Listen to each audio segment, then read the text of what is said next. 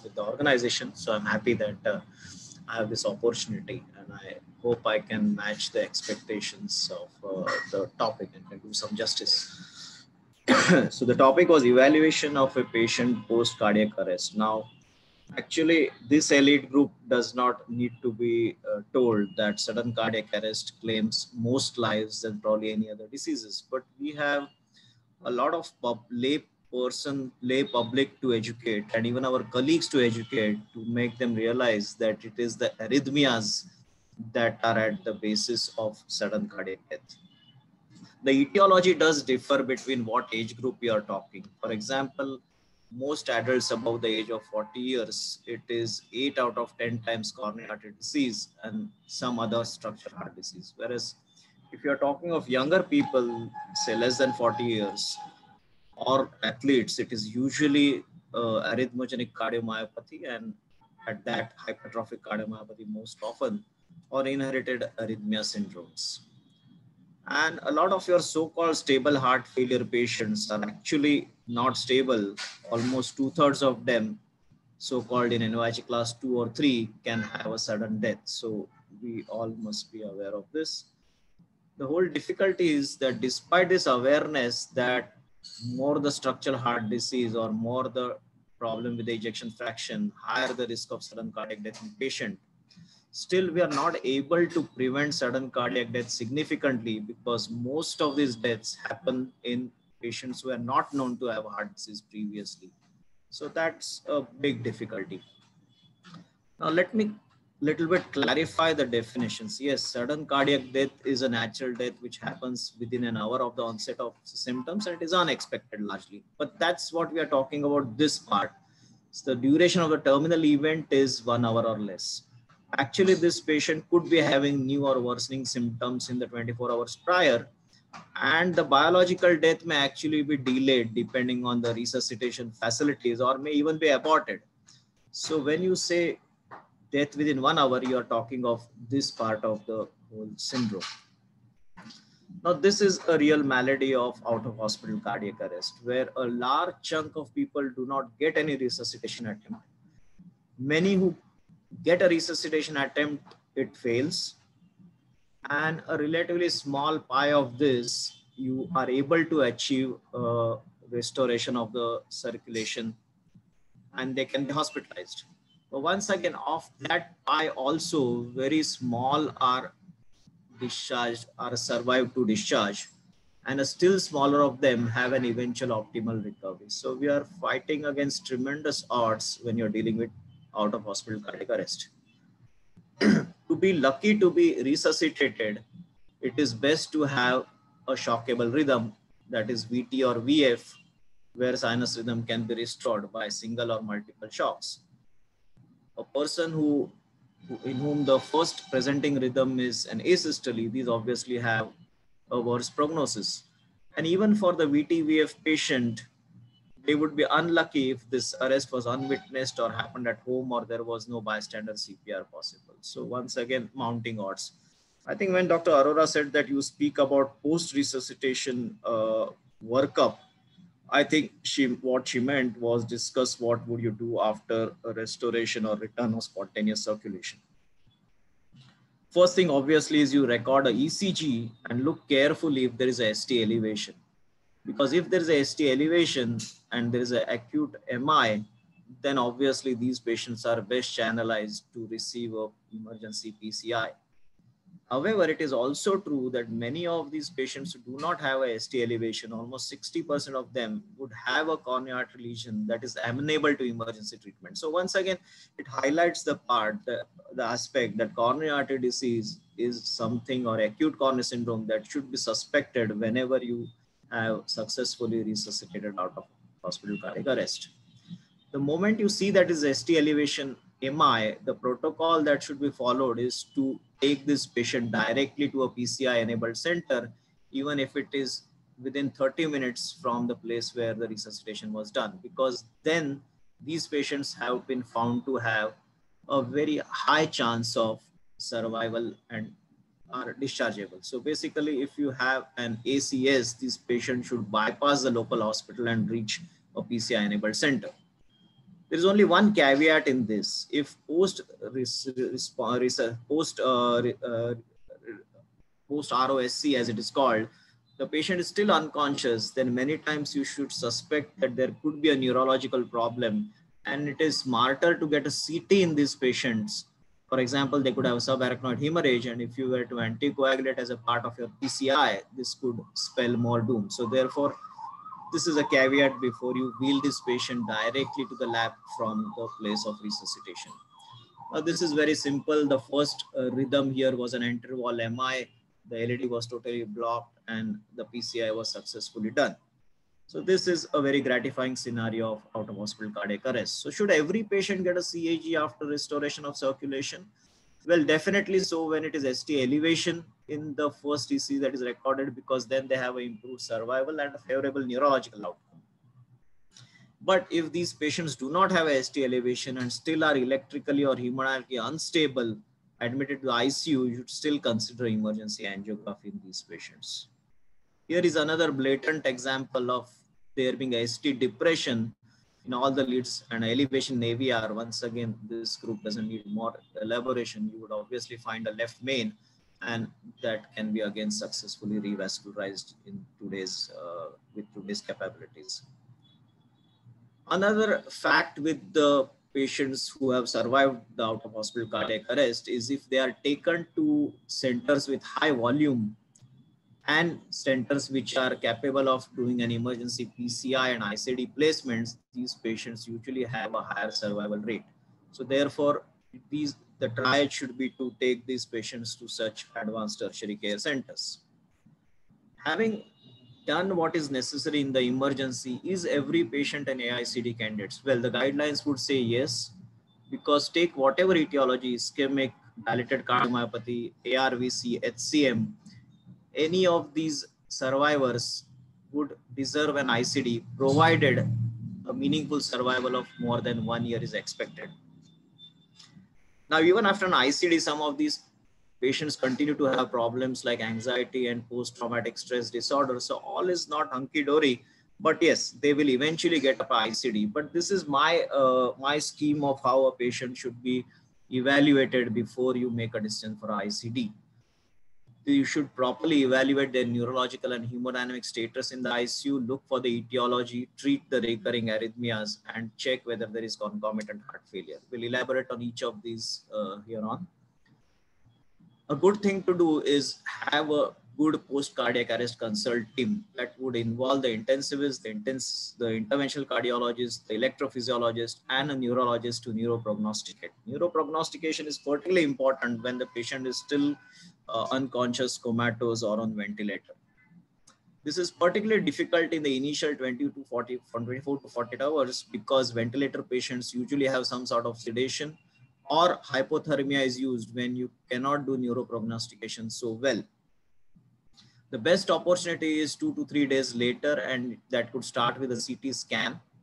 If that is not convincing, 3 to 5 days later, an MRI, and you should not mind repeating the neuroimaging as well as the electrophysiological methods like EEG to decide whether it is time to withdraw the support. So one should be very careful on these aspects. Another thing that is routinely done is evaluating an echo in a patient who is in shock post cardiac arrest. If the LV ejection fraction is bad, that is actually good news because you have a chance to improve the ejection fraction and bring the patient out of the shock. But if the LV ejection fraction is good, this is usually a redistributive shock, and these patients then have a poor survival, and many of these ICU parameters are worse when the ejection fraction is good. One more aspect of the ICU care in this post-resuscitated patients is about the arrhythmias. If the arrhythmias, major arrhythmias or ventricular tachycardia keeps recurring, then these patients again have a significantly higher mortality. So you have to manage these patients in the ICU well in terms of their stability, electrically, hemodynamic stability, having taken care of any revascularization that is needed, and concluded that the neuroprognostication is good, that these patients are doing well neurologically also. The next aspect is to look at the etiology of sudden cardiac death. And as I said in the opening statements, that structural heart disease or coronary artery disease is something that is more common, and therefore echo and MRI would obviously play a role in identifying the etiology, the underlying etiology. And some of these patients have pure electrical problems when ECG immediately or later in the ICU can give you the diagnosis. Let's first talk of some of the structural heart diseases. Now, a survivor of out of hospital cardiac arrest who has ischemic heart disease, before you plan a ICD, it is definitely worthwhile to answer the question whether he requires revascularization. Now, here I actually want to highlight only two things. Many times small increases in troponin are observed after resuscitation, and these should not be taken as evidence of there being ischemia and the revascularization being absolutely necessary. These small increases in troponin are often non-specific. If you were to do MRI and find a transmural infarct, for example, in the LAD territory, you could doubt the role of CABG in these patients. So MRI could probably help you to make that difference where revascularization is not going to be fruitful. Take the scenario of out of hospital cardiac arrest and dilated cardiomyopathy. Now here, many times infiltrative diseases are responsible for the dilated cardiomyopathy, and you would require an MRI scan to identify that better. All your DCM patients would also land up eventually getting an angiography to know how the coronary status is. And many times when you have a MRI which does not show enhancement, you might want to look at genetic etiologies like, for example, Lamin cardiomyopathy. A few things about MRI, which is probably known to all of us. Previously, we only used to see delayed enhancement, but now with T1 and T2 mapping, you can judge the fibrosis as well as the edema, and therefore learn better about the infiltrative cardiomyopathies. There are some standard numbers for the T1 mapping and T2 mapping on a 1.5 and a 3 Tesla scanner, and that should help you to judge the infiltrative process.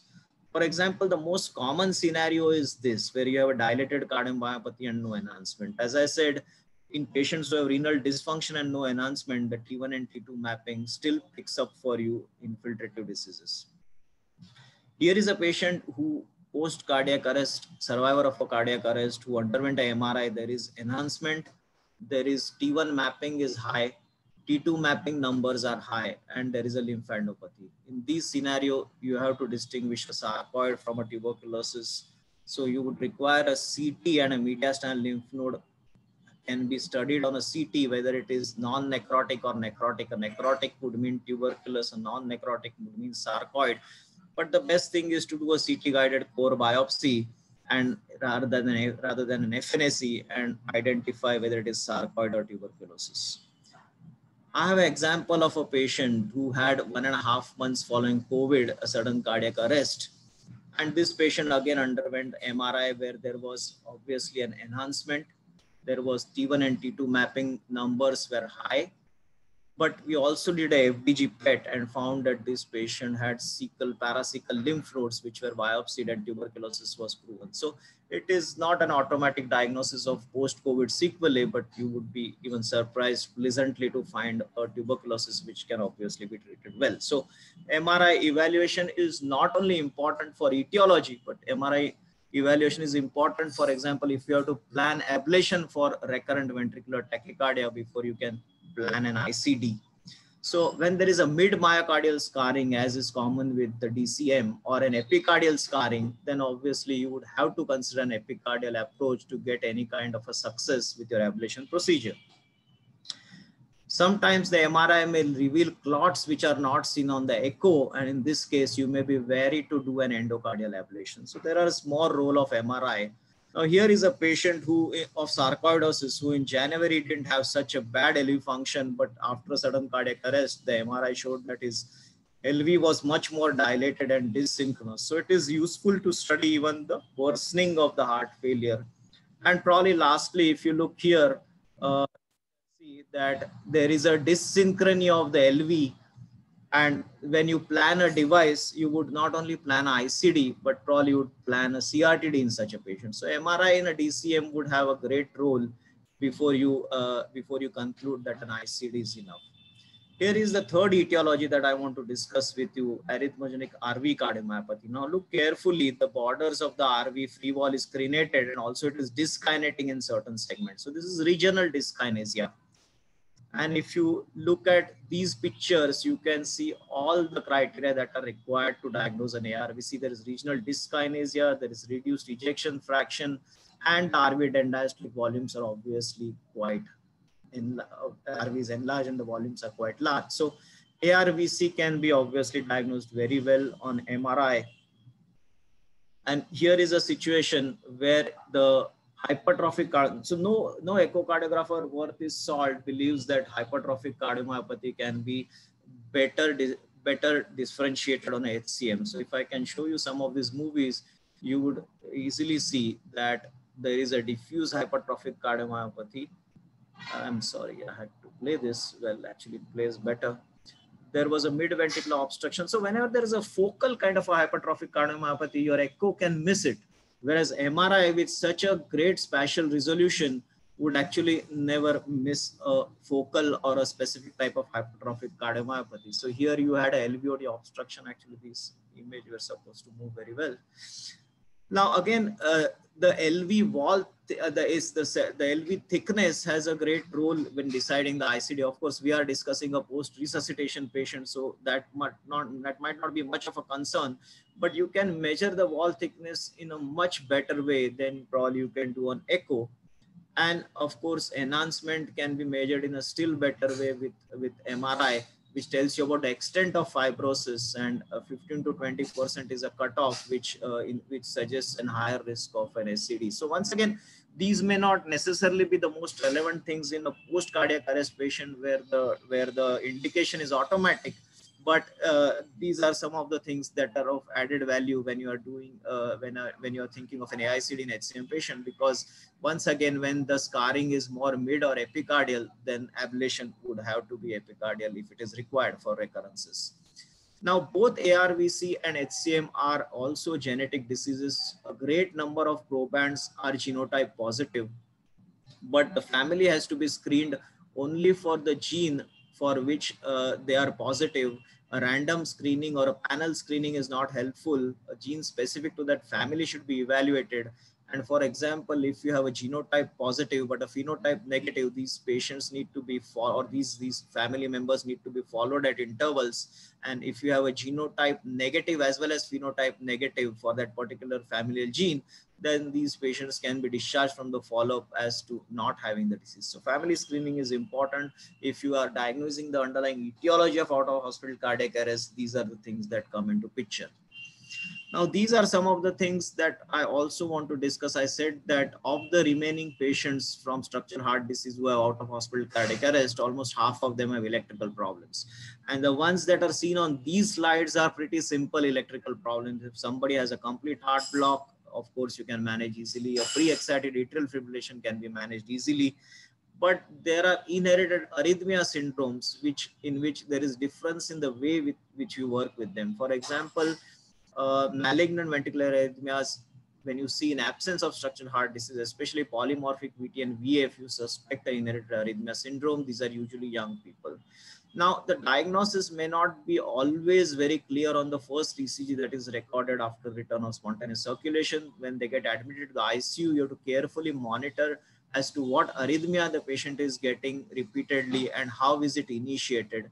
And in these particular group of disorders, genetic testing does help. It is important to suspect that to realize that this is an inherited arrhythmia syndrome causing an out-of-hospital cardiac arrest, because your usual protocols of amiodarone and lignocaine in such patients might be pro-arrhythmogenic. So it is very important that one realizes what one is dealing with, and this is not always apparent on the first ECG that is recorded after the return of spontaneous circulation. So in brief, if I were to say, make a distinction whether the QT is normal and it looks like a polymorphic VT, or whether the QT is prolonged and it looks like a torsade. Try to make this distinction because the algorithms are a little different. If you have a long QT, then obviously you are trying to distinguish whether it is inherited or acquired, and you are going to remove the incriminating agent if it is acquired. Whereas if it's a polymorphic VT, then you are going to observe in the ICU how the recurrences are generated, whether it is by a short coupled PVC or a late coupled PVC. And when it is short coupled PVC, you can suspect this group of inherited arrhythmia syndromes. Whereas if it's a late coupled PVC, this is the group that you're discussing. So it's very important to carefully observe in the ICU and print out those telemetry recordings and see exactly how the arrhythmia initiated when the patient was in the ICU, because that helps you, gives you a clue as to how to differentiate. For example, the treatment is different. If it's a short coupled PVC that is initiating a polymorphic VT, you use isoprenaline. If it's a long coupled PVC, you use beta blocker. So it does matter as to what your observations are. Few things about each of these disorders. Immediately after the resuscitation, the QT always tends to be a little long. So don't conclude a long QT in every patient just on the ECG just after resuscitation.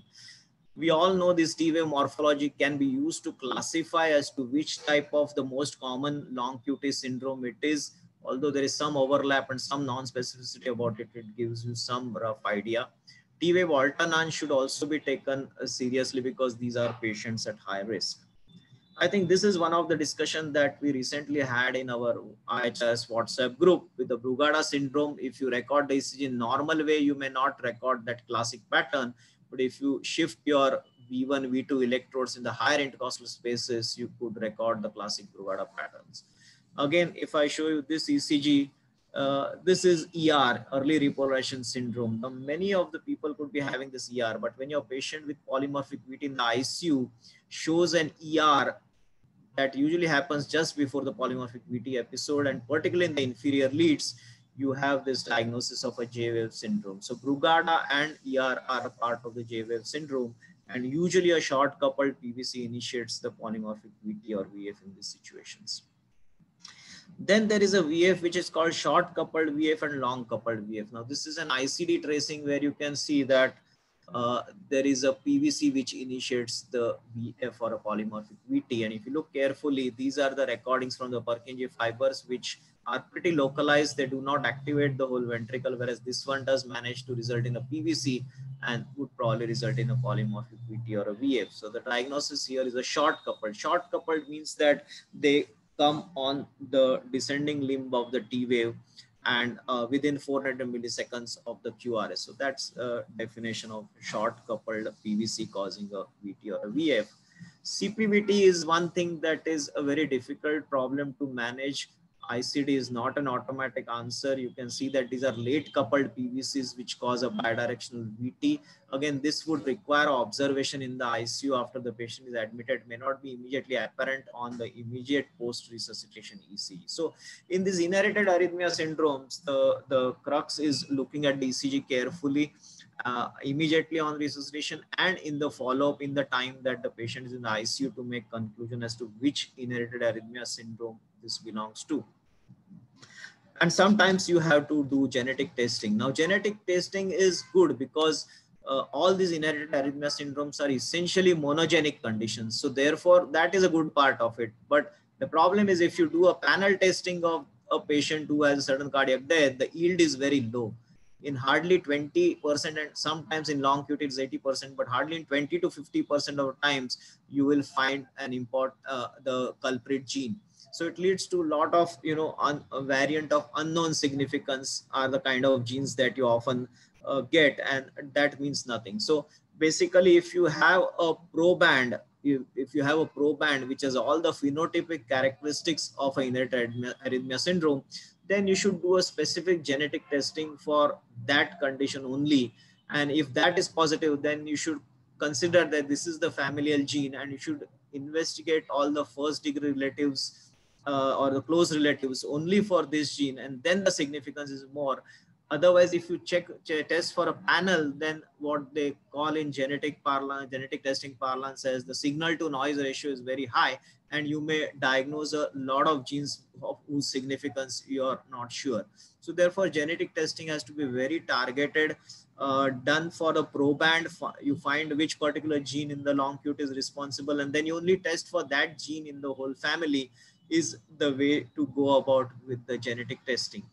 And eventually, when it comes to the results of the genetic testing, if somebody is phenotype positive and genotype negative, doesn't matter. You further follow him up only by imaging and ECG to convince about his disease.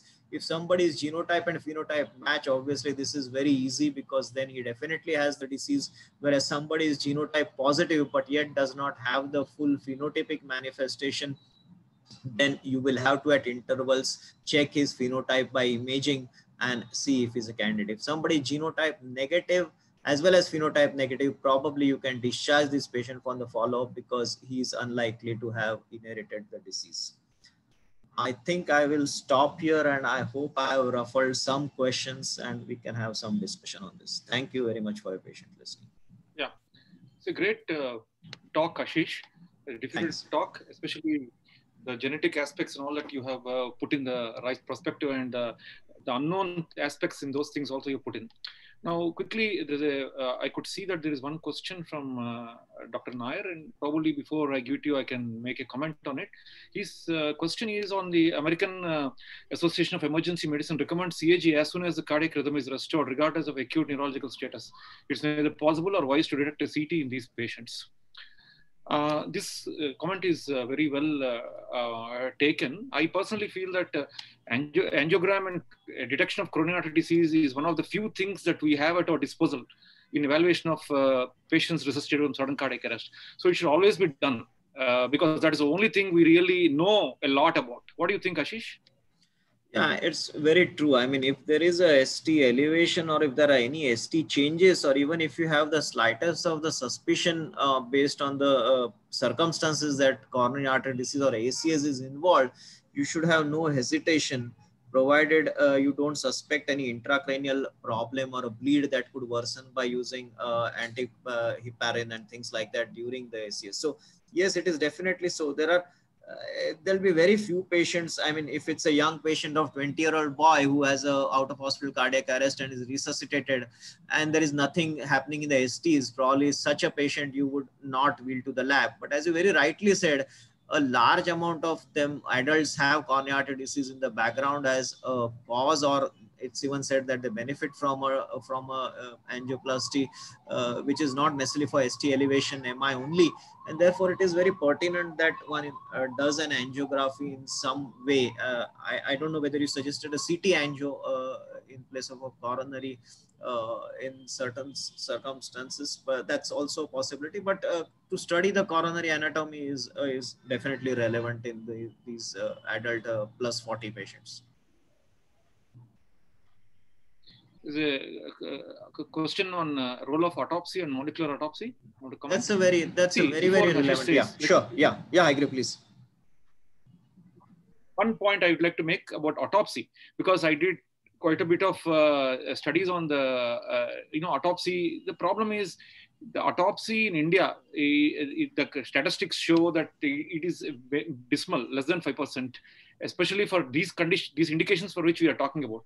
Generally, it is done only for medico-legal purposes in the literature, and extremely rare that we have an autopsy for a patient with sudden cardiac arrest. And having said that, I would give over to Ashish to comment on molecular autopsy and other things. Yeah, that is something that I had on the slide. Somehow I missed to say that, but that's very important. I mean, where you don't have a diagnosis, or where you're not able to do an actual autopsy, I think convincing for a small tissue which can be banked and later subjected to genetic screening should not be difficult. But as I said, if you get a tissue and you have to subject to a whole panel of genes and try to get some meaning out of it, it's obviously going to have what they call a signal to noise ratio is very high, and you're going to find a lot of variants which may not have pathogenic significance. So that is a limitation of doing such a thing.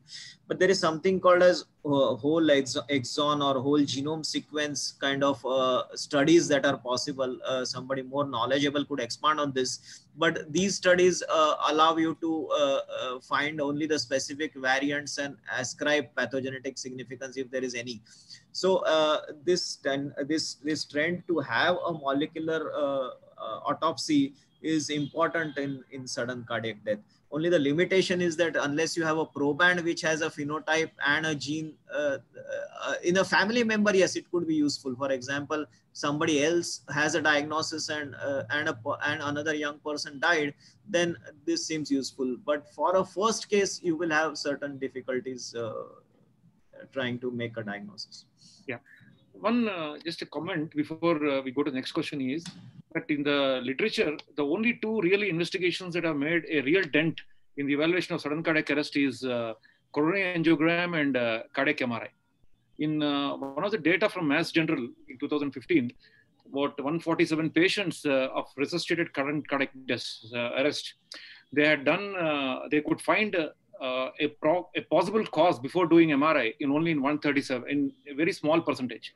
The remaining people, they could not find a cause. So this was a cohort which did not have acute coronary syndrome. So let's smooth that out.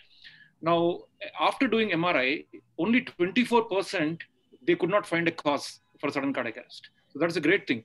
And what they found was the 8% LG or the scar in the MRI. And in 2 years follow-up, patients who had a scar of more than 8% had more events, significantly more events, something like 70% versus 20% patients who did not have a scar. So showing that MRI certainly has made a huge dent, cardiac MRI in evaluation. But again, this is more in patients who are 40 years and older, as in the case. The younger people is a real challenge. As the next question to you, Dr. Deepak Padmanabhan asked a very difficult question, and I know it is difficult, but still, how should one evaluate family members if there is SCA in the family? This is really a problem. You see, if MRI is okay, angiogram is okay, CAD or ruled out, then comes the problem. If a patient, family member comes to you saying that one of the family members had died, Ashish, his question is, how do you evaluate the members in the family? So it is truly difficult if there was a family member who has died without a diagnosis, then obviously you would screen first for do a MRI to screen if there is some disease. And now with T1 and T2 mapping, you can identify some of the things which you could not because of lack of delayed enhancement. So the T1 and T2 mapping are more finer ways of diagnosing cardiomyopathy.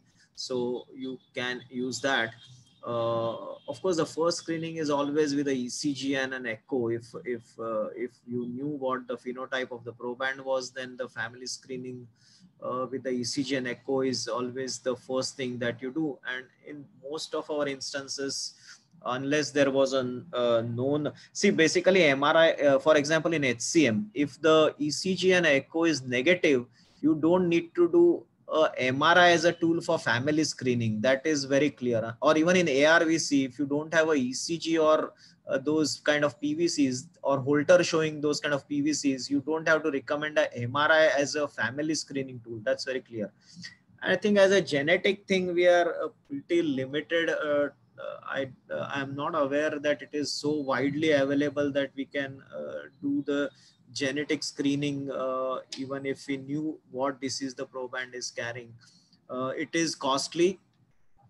It is the results are delayed, and we many times do not know how to what it means, whether the person who is phenotype negative now will have a disease because he's genotype positive, what repercussions it has on his social, insurance, job, education, all these aspects, career aspects. So there are a lot of limitations to apply genetic screening widely to all the family members, unless, for example, Canada has some kind of a protocol that even if somebody is genotype positive and phenotype negative, they are not to be distinguished at the job level, at the career level, at the educational level.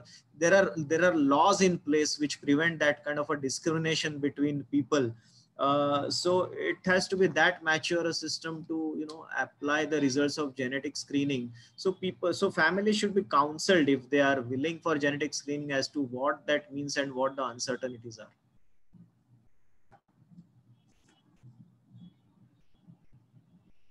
Genetics, I know you have actually told very nicely in your slides.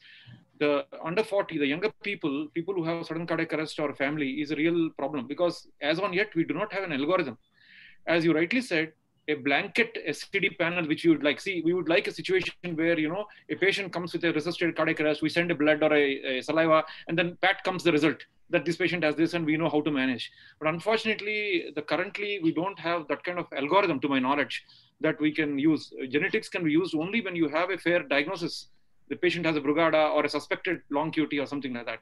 Yes. So While we're coming to end, there's one more question on, yeah, see the EP study Dr. Yadav has asked. See, I personally think that EP study is, I think, is good only after an evaluation of MRI. As a routine, an EP study for a resuscitated cardiac arrest does not certainly have a role. Which which MIs do cause VT or VF? Dr. Yadav asks. You want to answer that? Sorry, which MIs?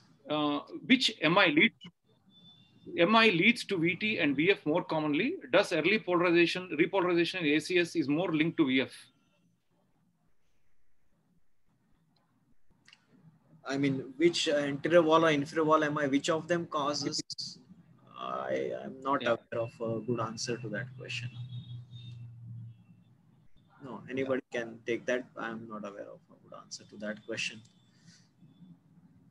But ER or there's a question because a polymorphic VT or a VF. Okay. Now that I think we have to give time for the second talk. Ashish, is a great job, and we'll come back to you in case there is time. I give over to Karthikeyan to go on with the second. I welcome Karthikeyan to go on with the second talk. Yeah. We'll move on to the next talk by Suchit Majumdar. The topic is again yet another difficult topic, anatomy of conduction tissues in congenital heart disease. We often come across the patients with the complex congenital corrected, uncorrected congenital heart diseases. So we are always here and there you refresh whenever you tackle these patients, especially when you take them for a EP study. To enlighten us, I welcome Dr. Suchit to go over the topic. Suchit, please. Yeah. Am I audible, I think? Thank you, sir, for the introduction, and thank you, IHRS, for giving me the chance to speak in this meeting. So this topic about anatomy in congenital heart disease means I actually there are few data and there are few papers on that. So I went through that. Though the specimens and all these things, I could not find much images and to discuss, but I think literature is good in that, and I will discuss mostly on that. So during late embryonic development of the heart, the spatial distribution of the markers which are linked to conduction system are this TBX3, GLN2, and HNK1. And this conduction system can be divided into two components. One is a definitive component and is a residual component. The residual component is what we see. Definitive component is what we see, and the residual component remains in this congenital heart diseases. And these residual components are like a retroaortic node, ventral bundle of His, and atrioventricular rings, which are actually a part of the development of the conduction system. They are usually present in all patients, but in this congenital heart disease, they remain. So if we go to the next one, sorry. Okay. So here we can see this is how a heart develops, and this is the atrioventricular ring of conduction tissue, and this is what is the atrioventricular ring, and then another ring is associated around the pulmonary valve, and then there is a extension along the ventricular septum, giving rise to a dorsal and a ventral bundle of His. That is how folding of the human embryo occurs and the conduction tissue develops. Now coming to the different defects one by one, I want to discuss. First is an ASD. Usually in ASD, there is the conduction tissue location is like a normal person. It is not associated with any deviation, except for primum ASD. I will go to primum ASD when I am discussing the atrioventricular septal defects. Only in ASD we have a shift of the conduction system towards the left side because of the dilatation of the right ventricular chambers and the shift of the ventricular septum. So coming to the VSD, now there are different type of VSD, and this is important because of mostly because of the cardiac surgeons. When the repair of VSD, if we don't know where the conduction system is, there is chance of AV block. So that's, and also nowadays this VSD device closure. There also we need to know the location of the conduction system. In general, the compact AV node together with the transitional cell inputs are expected to be located in the normal location in a VSD at the apex of the triangle of Koch. However, the AV bundle and bundle branches are located variably. And the most commonly, this question arises in case of perimembranous VSD. This perimembranous VSD involves a deficiency in the membranous portion of the interventricular septum and the surrounding muscular tissue. Now, this perimembranous VSD can have, so for example, this is a perimembranous VSD, this can have different extensions. It can go to the inlet, it can go to the infundibulum, or it can go to the trabecular. Now, wherever it extends, the risk of AV block during patch repair is changes. For example, in all patients of perimembranous VSD, the AV bundle passes posterior and inferior to the VSD. Now, so the surgically induced AV block, highest risk is in this location. When they suture the patch there is a chance of damage of the AV bundle and also by the edema. So, if we discuss the risk of the individual extensions, the inlet extension of perimembranous VSD has the highest risk of surgical AV block, and muscular extension is intermediate, and outlet is the lowest risk of surgical AV block because it is going away from the conduction bundle.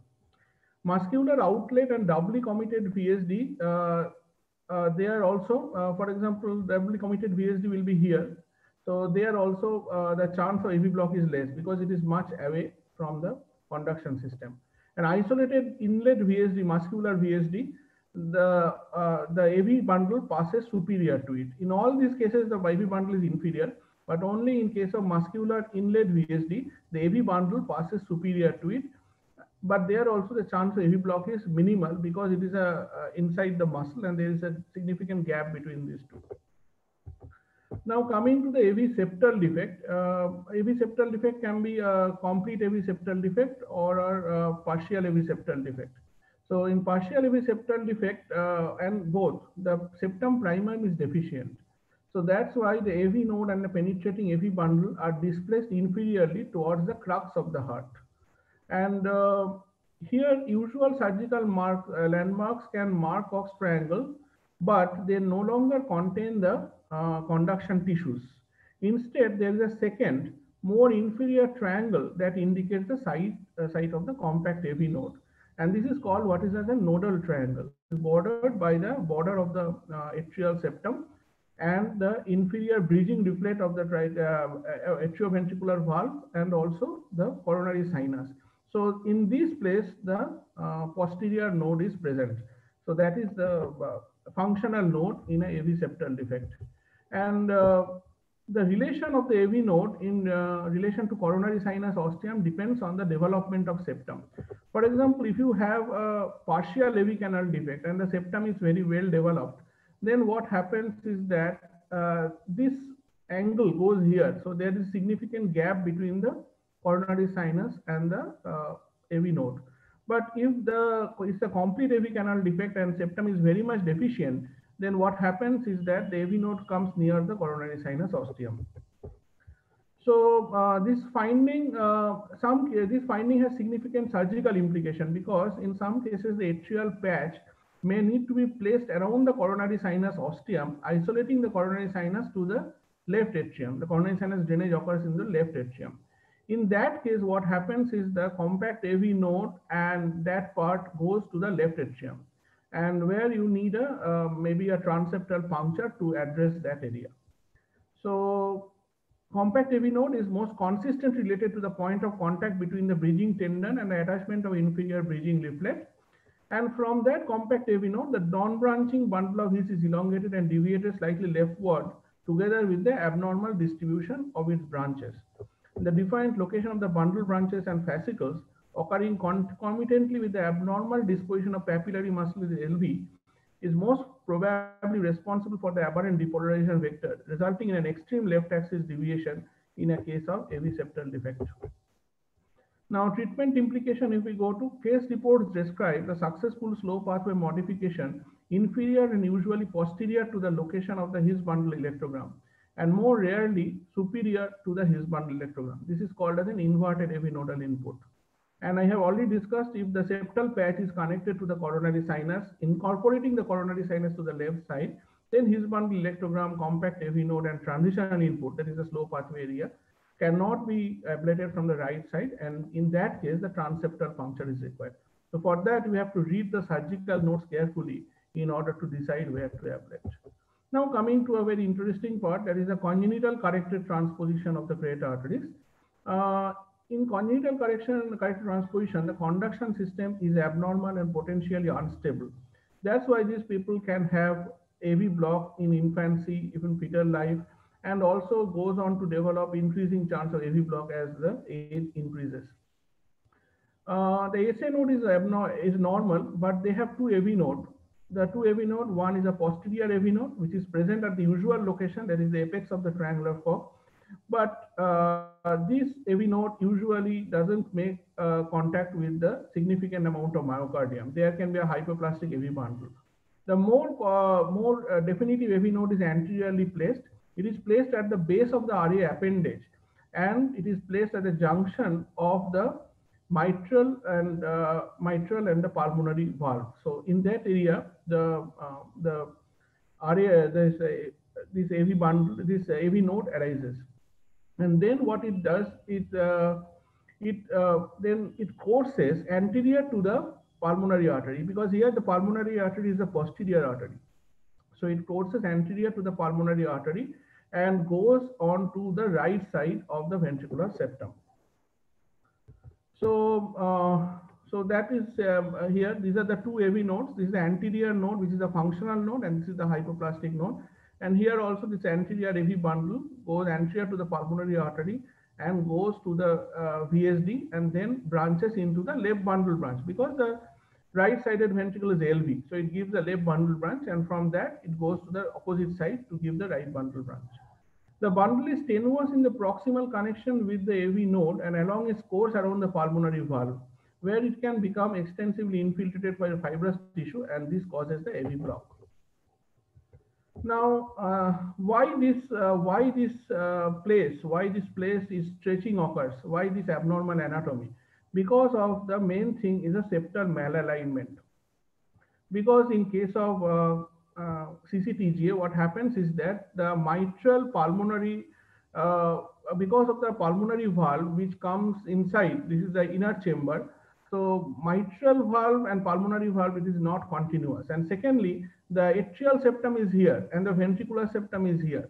So it occurs in two different planes, the atrial septum and the ventricular septum.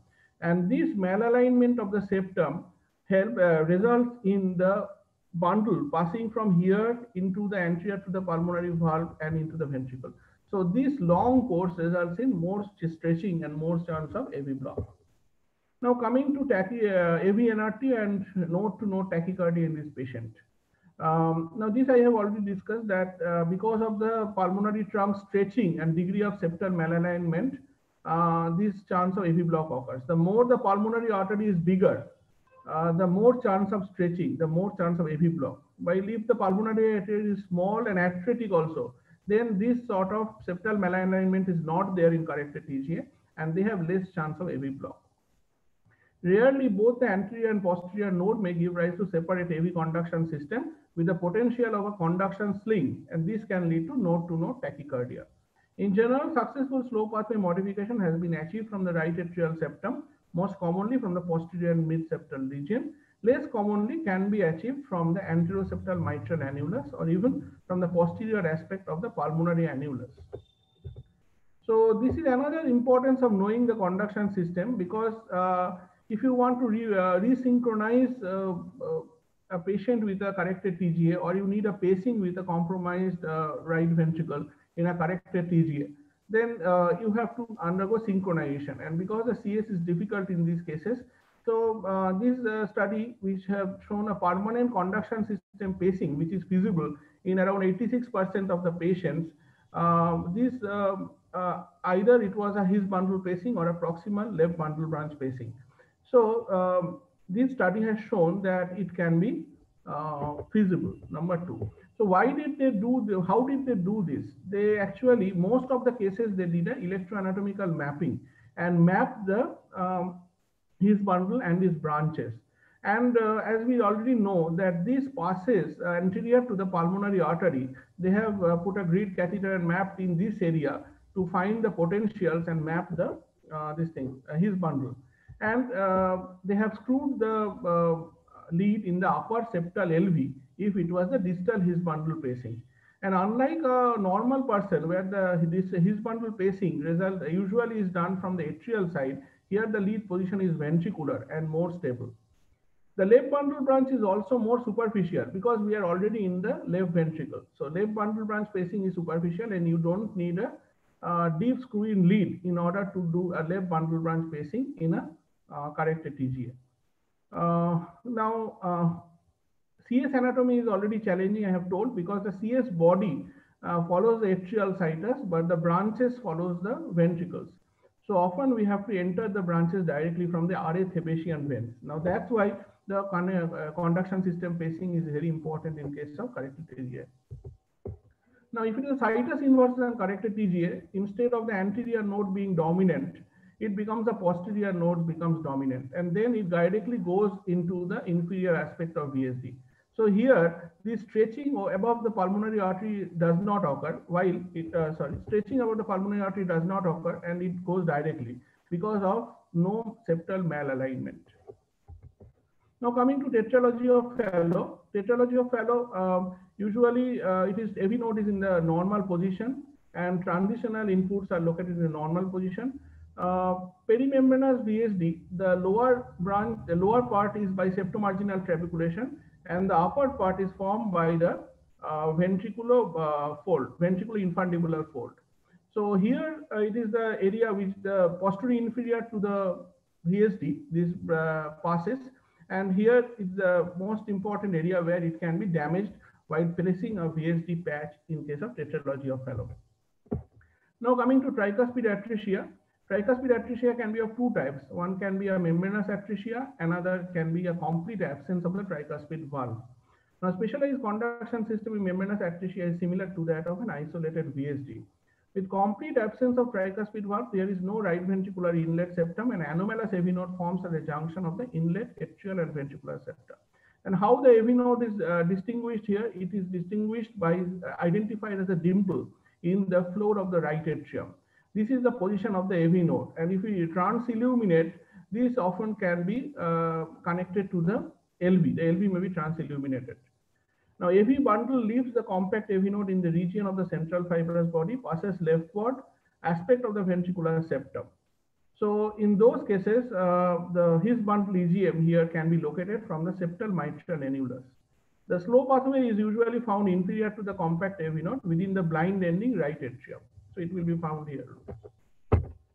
Now coming to the single ventricle. Single ventricle usually behaves like a corrected TGA because most of the types of single ventricle, that is Van Praag classification, most are with a transposed red vessel. So mostly they behave. They have a posterior anterior AV node and the anterior node making a contact with the penetrating bundle. The connecting AV node is always anterolaterally at the acute margin of the right AV valve, and again it perforates the annulus and then it courses anterior to the artery, courses in the right rim of the VSD to reach the trabecular septum. So subsequent course depends on whether the rudimentary outflow chamber is to the right or left. Now I'm just explaining here. For example, here this is where the left-sided chamber is RV and is rudimentary. So usually the AV node is present always anterolaterally to the right-sided AV valve, and it crosses the posterior artery. So here it should be the pulmonary artery because it is transposed, and it crosses and goes to the upper margin of the VSD. Here what happens is that if it is a right-sided rudimentary chamber RV, then it goes directly. It doesn't have to cross the posterior artery. So in these cases, the more chance of complete heart block is present, and here the chance of complete heart block is much less. Now coming to heterotaxy, we have, it can be a right atrial isomerism or a left atrial isomerism. In case of left atrial isomerism, the sinus node is described either as absent or hypoplastic or ectopic in location. And often these locations can be a lateral displacement within the atrial wall or inferiorly near the posterior septum. In case of right-sided isomerism, you have bilateral sinus nodes. And coming to the AV bundle, the AV block is associated with the left-sided isomerism. And duplication of AV node and conduction system in heterotaxy occurs with right atrial isomerism. And we find an anterior and posterior AV node that give rise to separate AV bundle that join distally, forming the conduction slim. The AV bundles may less commonly give rise to separate bundle branches that end individually in the myocardium without establishing a true connection. That is more seen in case of asplenia with hyperplastic anterior AV node. Rarely there can be duplication of posterior node which connect via an unusual string of conduction tissue, giving rise to a solitary cord-like bundle branch which enters into an indeterminate ventricle. So usually this anterior and posterior AV node in a right isomerism is connected by a conduction slim. Sometimes what happens, this and this individually makes contact into the myocardium. And sometimes what happens, these two nodes can be posteriorly producing a sling here itself. Dual AV nodes and connecting sling can also be noted in the left isomerism in 1/3 of the cases, but mostly the sling doesn't conduct. Cases of AV reciprocating tachycardia mediated by twin AV node in heterotaxy are most commonly associated because right atrial isomerism because of this link.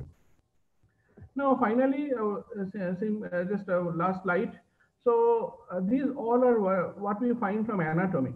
And this is important because of two things. First is surgically understanding where it's there. And secondly, while going for a conduction system pacing or something, it is important. And also to understand the different tachycardia, which is related to the conduction system.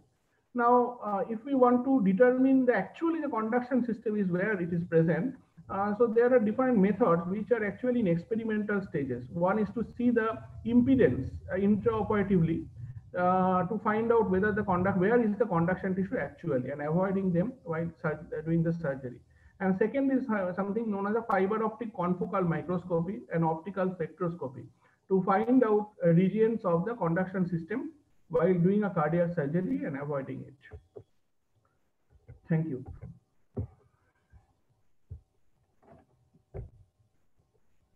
Nice talk, Suchit. Very overview of all the congenital heart diseases you touched upon. The nice illustrative diagrams, very simplified manner. So one question asked is how the left bundle pacing help in CCTGA as the failure is due to systemic RV. You showed some paper, yeah. Can you highlight? So what happens is that left bundle pacing, often what happens is that it is not only left bundle. What happens, it goes up and comes down the right bundle branch. So if you press the proximal left bundle, what happens, it is almost like a his bundle pacing. So there is no block up and down. So it goes up and comes down to the right bundle and activate the right sided systemic RV.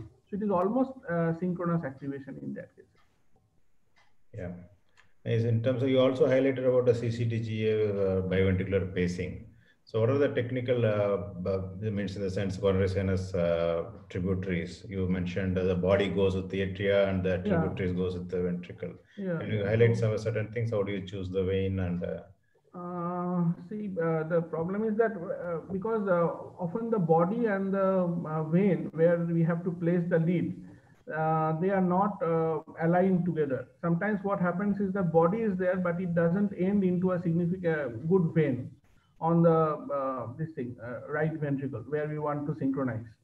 So in those cases, what happens is that it is said, I have not a personal experience, I don't have, but I just want to share that they have mentioned that you can go into some Thebesian veins which are present from the right atrium, which is not the CS. So in those cases, the Thebesian veins will be bigger, and you can enter the Thebesian veins and place the lead there. So that also can be done if we can't go inside the CS and go into the veins. Yeah. You also mentioned about some heterotaxic syndromes, and especially that becomes very important in the CCTGA. How do you screen for them? I know sometimes echo report comes to you with the CCTGA. So how do you look for it, heterotaxic or isomerisms? So, yeah, so that is based on, we have to see the visceral situs. So that we start from the clinical examination, and from the X-ray we can find out clinical examination, the stomach bubble, we can see where is this thing, and stomach tympanicity, and also then we can see in X-ray we can see the bronchial bronchial divisions. How many bronchus? Means in the left side we should have a 2 bronchial divisions. Left side we can have 3 bronchial divisions, like that. They also describe some stepwise approach to how when do you go in the ablation, especially in CCTGA. AV nodal, AV node ablation. Yeah. So stepwise approach, so based on your. Yeah. So based on the transitional cell inputs where it is there. So usually what happens is that in a CCTGA, if it is the anterior node, the transitional cell inputs are present just below that they have mentioned like that. Yeah. So rarely that can be also, we have to go into the pulmonary artery and then bend the catheter posteriorly to make a contact there. Because sometimes the left extension goes from that area, basically, that we have mentioned. So and even His bundle electrogram also can be, if you have to go to the pulmonary artery to get the His bundle electrogram in a corrected TGA, you cannot go in a usual location. Yeah, so Dr. Kumar Narayan asked, any role of CS angiogram in locating relative position of conduction system during ablation congenital heart disease or pre-procedure CT will help you anyway. I think you highlighted some of the coronary sinus anatomy when the surgeon put a patch. Coronary sinus anatomy is important because if it is draining into the left atrium, then no use of going there in a AV canal defect. If you have an AV canal defect, somebody has done a patch which they have connected into the lip of the coronary sinus, then especially in case of partial AV canal defect and ostium primum ASD repairs. So then no question of placing into the RA, you have to go a transeptal and go to the left side and find out. But this AV node is also connected. See, all this position of the AV node is always, we are thinking in presence of CS only. I mean, CS is a posterior structure. So the AV node, posterior AV node means it will be near the CS. Anterior AV node will be in the region of the triangular fork, like that. Definitely CS angiogram will help. Yeah. And also you highlighted, so when do you go to left side ablation directly in a CCTGA, patient also you highlighted. So that's a very important point to evaluate in upfront. So to understand the anatomy, so which are the situation, or we can look into right side stepwise, or sometimes you have to go to left side. Left side also. It's a very, very important point. So how to pace in RD other we asked how to pace in corrected transfusion of great vessels. How to pace means we are most of the time what we are doing, we have to see that vena cavas and all these things we have to initially find out, because this corrected transposition are often associated with, you can have a absence of the right side or LSVC, all these things can be sometimes associated.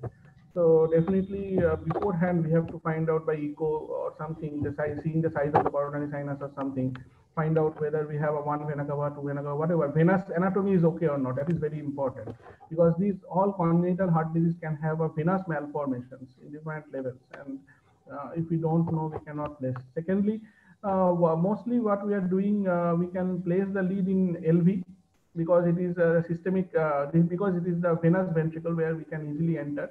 And definitely you need a screw-in lead, because the LV is this thing, trabeculation is much less. That is the thing, but definitely if you want to pace that, correct, always use screw-in leads. And the issue is that this RV is going to fail in case of CCTGA often, if you don't want to, if you have not corrected it. So, so in that cases, sometimes the importance of a conduction system pacing, I think, will be important in future.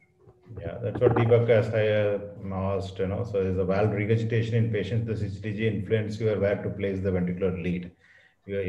Of course, you said as a ventricular lead, you will take a screwing lead, you have to take a screwing lead, but where to place the screwing lead? Does it affect the presence and absence of valvular regurgitation? You make any decision? Usually valvular regurgitation in corrected TGA is on the left sided AV valve, where the right ventricle, because right ventricle is one which is fails in a corrected TGA, not the left ventricle. So I don't expect much valvular regurgitation in the left ventricle. To avoid further worsening of regurgitation or anything, so there is a septal position or something like that. I don't know. Means maybe that's what probably sometimes means. Sometimes people have done what is, they have PA banding they have done to reduce the left-sided valvular regurgitation, but I don't know this thing lead can help on it. I think, ma'am, no more questions, Dr. Arora. So, okay. Yeah, Haigrave, you have any questions further? I think you covered all the questions, and Yeah. both of these have been wonderful talks. Yeah. Done a great session, and I liked it. So I think it's 9:06. If Dr. Yash is there, he can say a few words. You promised us Christmas greetings and New Year greetings. I promised you toast. We'll see you in the next year. That's how I can promise you. Is Dr. Yash there? I think he's signed out. So thank you so much, everybody. Ashish, Sachin did a great job. Thanks, Aigre. Thanks, Karthi. It was really nice. And I hope to see you all in the coming year, the next year. Hopefully, it will be more accomplished than this year. And we should be able to see each other in person. All the very best. Take care. Good night. See you in the next year. Good night. Thank you. Thank you. Bye. Bye. Happy New Year to everyone. Bye. Happy New Year. Happy New Year. Happy New Year. May the force be with you. Contact force. Yeah. Contact force.